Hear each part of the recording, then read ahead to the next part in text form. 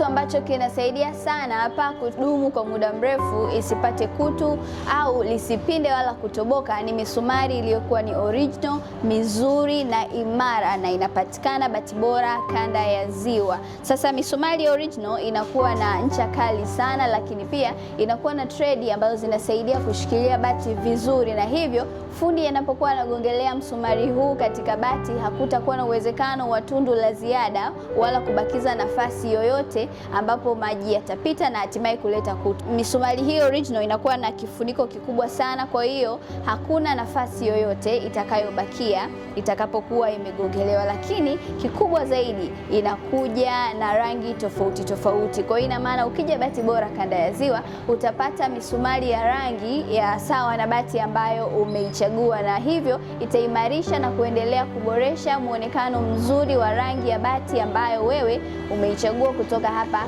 Bati Bora kanda ya Ziwa. Na kikubwa zaidi kwenye misumari hii, ina raba ambayo ni imara sana na imeundwa kwa teknolojia nzuri na ya kisasa ya kusaidia iweze kustahimili katika mabadiliko yote ya hali ya hewa, na hivyo inakuwa ni rahisi kukaza bati, iwe kwenye jua iwe kwenye mvua. Hakuna namna ambayo misumari hii itapitisha nafasi ya maji ya mvua kupita na hatimaye bati kupata kutu. Licha ya kuwa imara, lakini pia ina ujazo kamili na ni mingi sana.